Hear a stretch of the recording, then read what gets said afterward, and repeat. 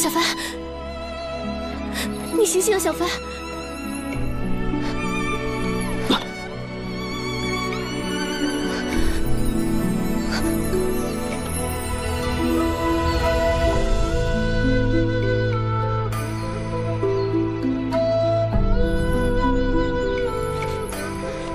我用伤心花为你疗伤。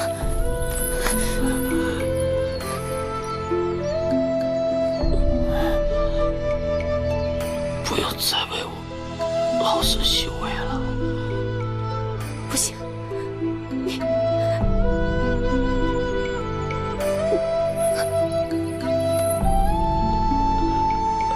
我这一生终于依靠我自己的力量保护了一个人。张小凡。 别啊！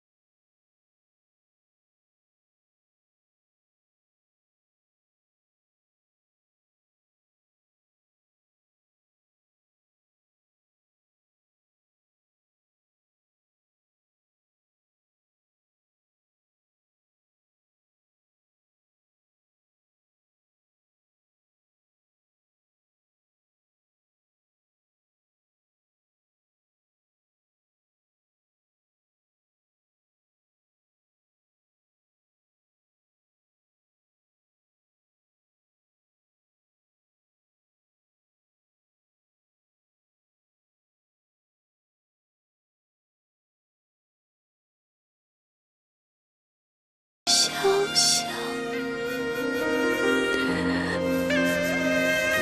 别说9月中，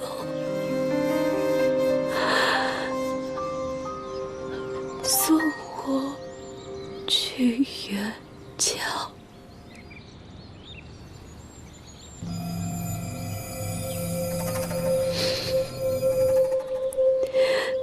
送我去远郊。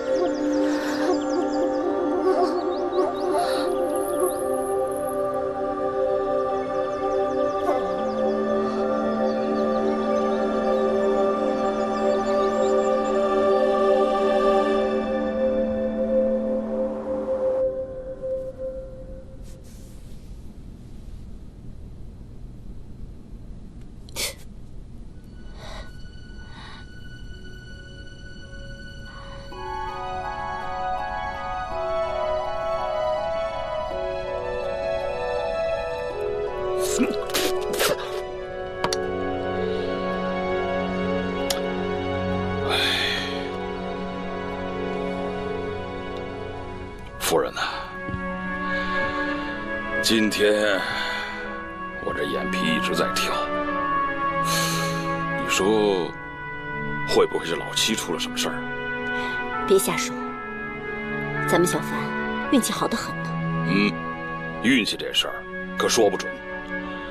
前2天曾师弟的儿子给他来了封信，说是于都城里现在有不止1派魔教暗中潜伏，危机四伏啊！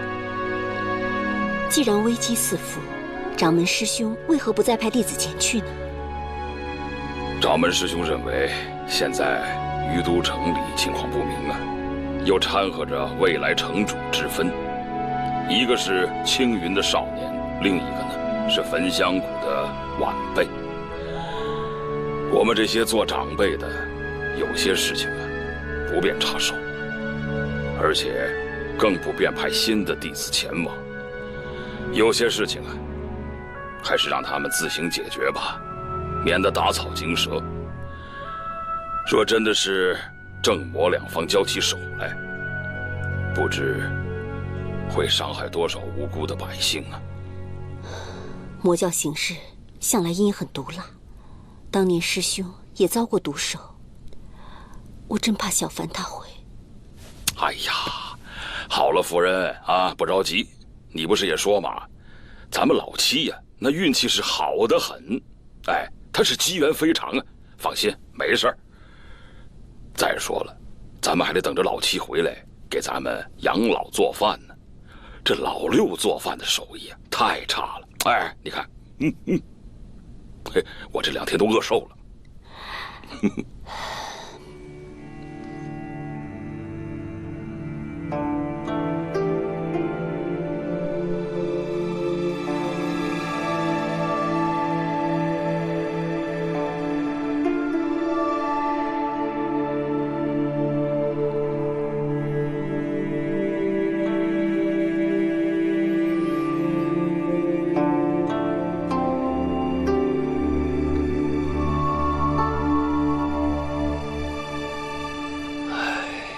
怎么样？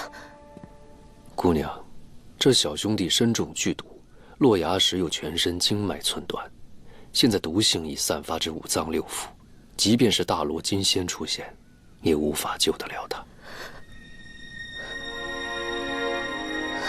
不会的，他一定还活着。你们不是仙人吗？求求你救救他！即便是仙人，也无法救得了他，更何况我等只是隐居山中的凡人。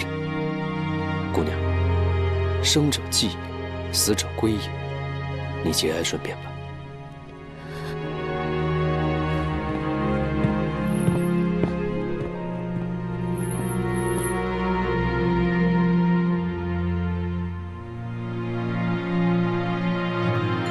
不会的，怎么会死呢？